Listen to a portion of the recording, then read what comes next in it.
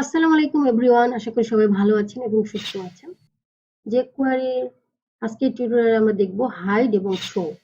তো কিভাবে আমরা কোনো কন্টেন্ট হাইড করব আবার শো করব, এটা আমরা ডিটেলস দেখব। তো শুরু করার আগে যদি আমার চ্যানেলে নতুন হয়ে থাকেন তো অবশ্যই আমার চ্যানেলটাকে সাবস্ক্রাইব করবেন এবং ভিডিওটি লাস্ট পর্যন্ত দেখবেন। দেখে ভালো লাগলে লাইক, কমেন্টস এবং শেয়ার করবেন। তো কথা না বাড়িয়ে শুরু করি।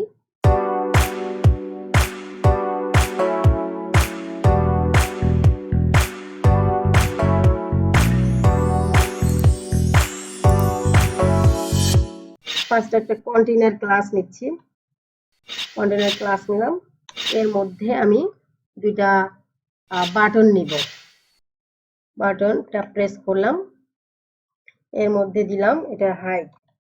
এখানে একটু ডিজাইন করি আমি, যেহেতু এখানে আমি বুটস্ট্র্যাপের সিডিএন ইউজ করেছি, এন্ড যেহেতু jQueryর জন্য এখানে jQueryর সিডিএন ইউজ করেছি। তো বুটস্ট্র্যাপের জন্য এখানে আমি ক্লাস ইউজ করতে পারি। এটাকে একটু ডিজাইন করি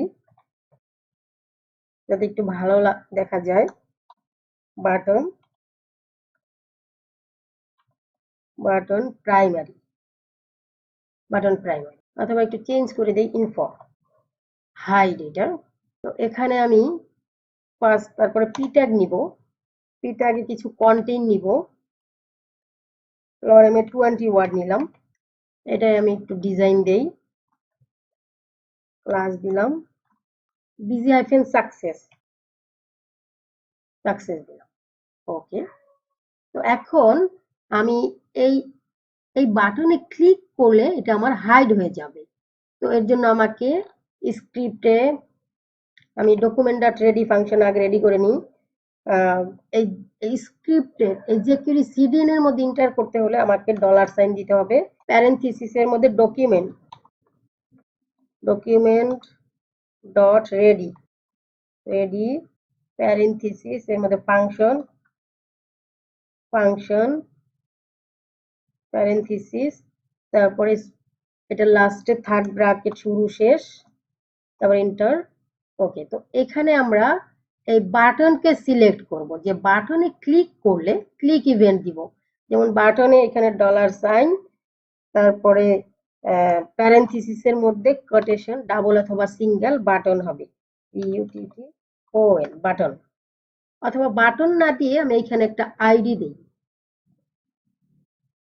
আইডি এখানে দিলাম BTN বাটন 1 দিলাম। তো এখানেও আমি আইডির জন্য হ্যাশ চিহ্ন এবং BTN1 বাটন দিলাম। বাটন 1 কে সিলেক্ট করলাম, তারপর ডট দিয়ে ক্লিক ইভেন্ট প্যারেনথিসিস এর মধ্যে ফাংশন দিয়ে এখানে থার্ড ব্র্যাকেট শুরু শেষ, তারপর এটাকে নামাতে হবে। এখানে আমরা এই বাটনে ক্লিক করলে আমাদের পি হাইড হয়ে যাবে। এখানে পি কে সিলেক্ট করতে হবে। তো $চিহ্ন দিলাম, তারপরে কোটেশনের মধ্যে পি কে আমরা সিলেক্ট করলাম। তো বাটনে ক্লিক করলে এই পি হাইড হবে। ডট আমরা এখানে ফাংশন হবে হাইড প্যারেনথিসিস দিয়ে এটা ফাংশন, এখানে সেমিকোলন দিয়ে শেষ করলাম। দেখেন এখন রিলোড দেই, এইটা আমি বাটনে ক্লিক করব, পি হাইড হয়ে যাবে, হাইড হয়ে গিয়েছে। এখন আমি আরেকটা বাটন নিচ্ছি, এখানে এটাকে ডুপ্লিকেট করতেছি। সেম ভাবে এখানে দিব আমি বাটন 2, আইডি চেঞ্জ করে দিচ্ছি, আর এখানে দিলাম এটা শো। ওকে, সেম ভাবে।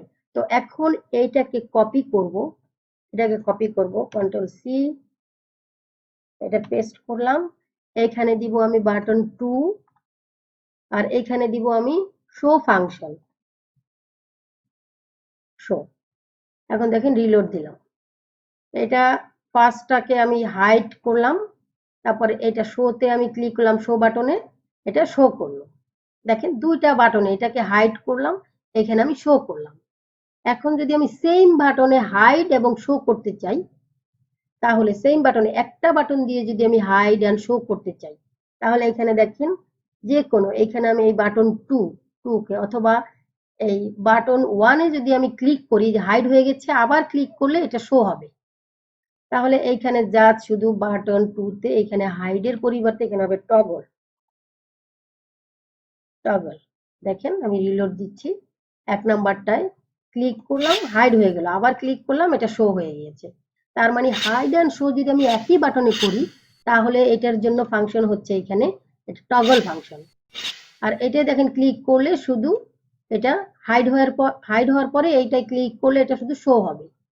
এখানে হাইড শো যদি আমি দুইটাই করতে চাই, সেম ভাবে এখানে শোর জায়গায় হবে টগল। তো রিলোড দিলাম, এখানে হাইড শো, আবার হাইড শো। এখানে যেমন এখানে যদি আমি দিয়ে দিই যে কত সেকেন্ডে আমার এটা হাইড হবে আবার শো হবে, মানে এখানে আমি এটার স্পিড দিয়ে দিতে পারবো। যেমন যদি আমি 1000 দেই, 1000 মিলি সেকেন্ডে 1000 দিলে দেখেন একটু রিলোড দিচ্ছি, এটা আমি দিচ্ছি হাই, একটু পরে হবে, দেখেন, ঠিক আছে। আবার যদি আমি শো করি, দেখেন এইটার এই 1000 মিলি সেকেন্ডে এটা হচ্ছে। তো আবার হাইট, আবার শো। এখানে যদি আমি যে 2000 মিলি সেকেন্ড, তাহলে এটা আরো আস্তে আস্তে হবে, দেখেন। তো এখানে এর স্পিড দিয়ে দিতে পারেন যে এটা কত স্পিডে এটা হাইড হবে অথবা শো হবে। সেম ভাবে এখানেও আপনি দিয়ে দিতে পারেন। এখানে যেমন আমি দিলাম 5000 দিচ্ছি, রিলোড দিচ্ছি, এটা দেখেন হাইড আস্তে আস্তে হচ্ছে। তো আশা করি বুঝতে পারছেন যে কিভাবে আপনি শো অ্যান্ড হাইড ফাংশন আপনি ইউজ করবেন। তো ভালো থাকবেন, দেখা হচ্ছে পরবর্তী ভিডিওতে। আল্লাহ হাফেজ।